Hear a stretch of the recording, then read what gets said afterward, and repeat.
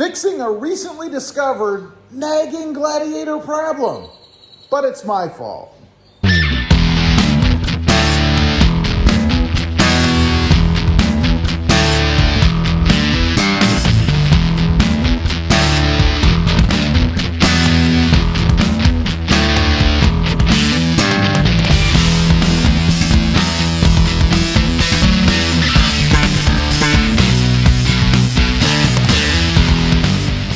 Well, good morning, everybody. How are you today? Pretty good here, and that's right. Today, I'm going to take care of a nagging Gladiator problem, something I discovered a couple of days ago when I was checking the top for water leakage. We've got the hood up right now, just kind of peeking around, looking at things under here. Got the awesome painted lettering on the hood there, or on the engine cover, I should say, as well as the S&B cold air intake. Just love the look of this thing and love the sound of this. But my problem is not under the hood. Let's take a look over here. We have to go in the back, and I'll show you what I'm talking about. When I was looking at water leakage the other day, which, by the way, I had none, I discovered that my little sill protector here was loose. You know, I can't have, look at that. Barely on there. You can see there's the lovely tape coming off. Really crappy, actually. So I'm very disappointed in the stuff that it came with. Look at that. It came right off, which means they either didn't clean this off very well when they applied the 3M tape, or it's just not very good tape. So I'm going to take care of that. I'm going to fix it. Let's go over. We'll check out the other side because I'm curious if it's doing the same thing, and I'm pretty sure it is. Let's pop the door open here and take a look. Just one of those annoying, nagging little things, right? Yeah, I can already see. See how it's up in the air under here? Look at that. I mean, all it would take is somebody to nail this with their foot when they get out, and it'll fall off. And how embarrassing is that? You know, as a professional YouTuber, mod installer, if you will, I can't have that. I can't have that kind of crappy, shoddy workmanship. So you can see how easy the tape came off, just the same as the other side. So I'm going to go ahead, take this off of this thing, and I'm actually going to reapply my own and go ahead and get these back on. Of course, I'll have to clean the door sill up and all that for good adhesion. As far as taking this tape off, you know, it was barely on there as it was, it seemed. So it shouldn't be that difficult to remove, right? Let's get a little bit more lighting on the subject here. I should just be able to pull it off. And look at that. Yeah, that's some quality stuff right there, right?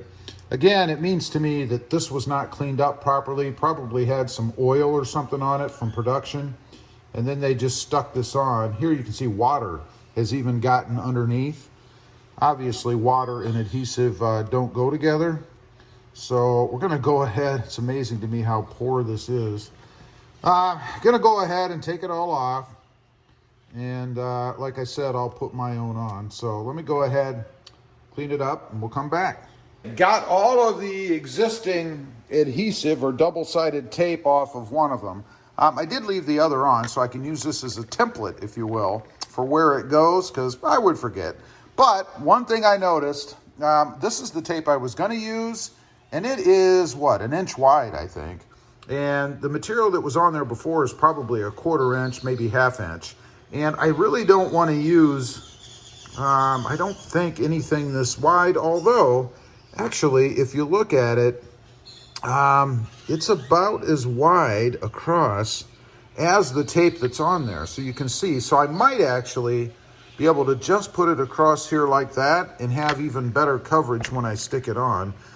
Because we don't really have a lot of gap between here. So I might go ahead and just run a strip down here one time as opposed to having two like they have, and see how that works, and then just put some thin strips across the top like that.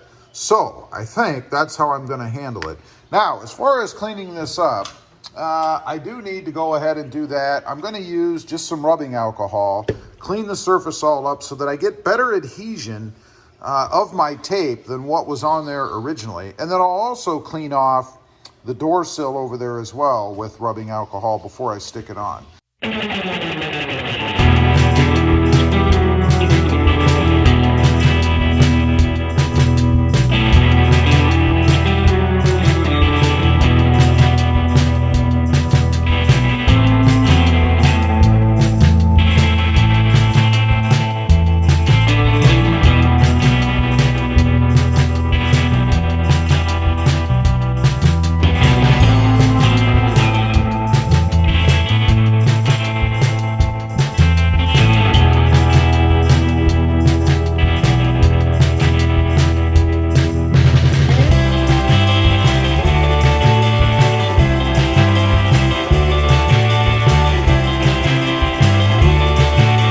Okay, time for placement. I have all of the covering off of the tape. That's always fun.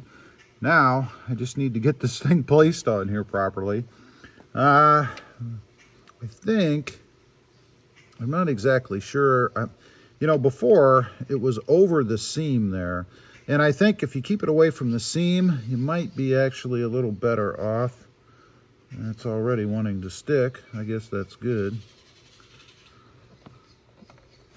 So that's where I'm gonna go. And the problem is there's some spring in this thing.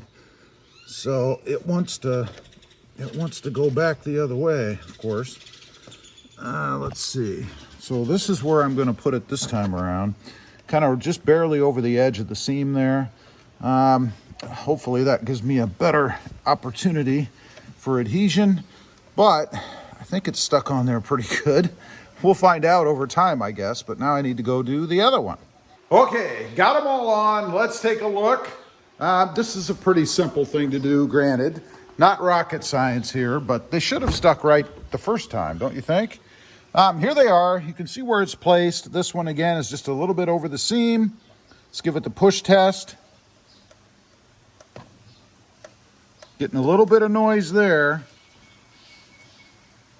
Hold that down a little. But I think they're still okay, much better than it was before. It'll be interesting to see. You can see there are some water droplets there still dropping down from the edge of the door.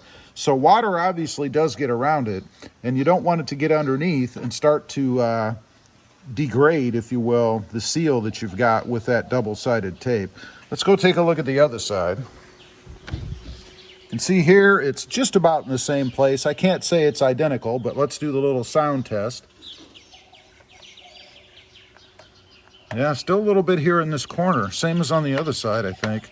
You can see it kind of away from the adhesive there, the adhesion, if you will.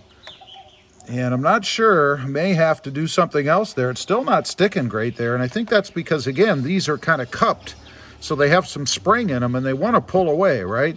But we'll see how this one does. The other one was way cupped in the middle when we checked, if you recall in the beginning. So we'll see. It's not hard to fix. I think what I'll do next time, honestly, if that doesn't stick, then I think what I'll probably do is pull them off again. I know, a lot of hassle for such a simple little thing, right?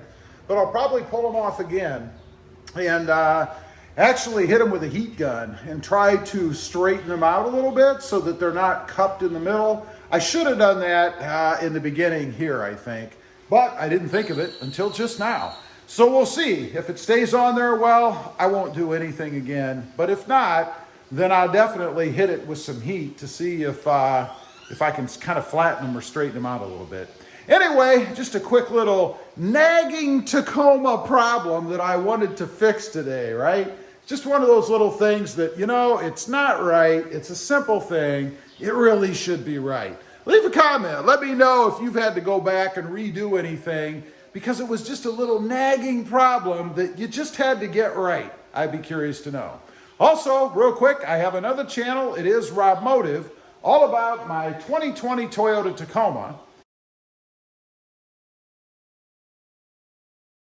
Check that out, and if you're interested, why not subscribe? Don't forget to click that notification bell so that you don't miss out on any upcoming videos. And do me a favor, smash that subscribe button on the way out. Thanks for watching. Stay safe out there. Bye.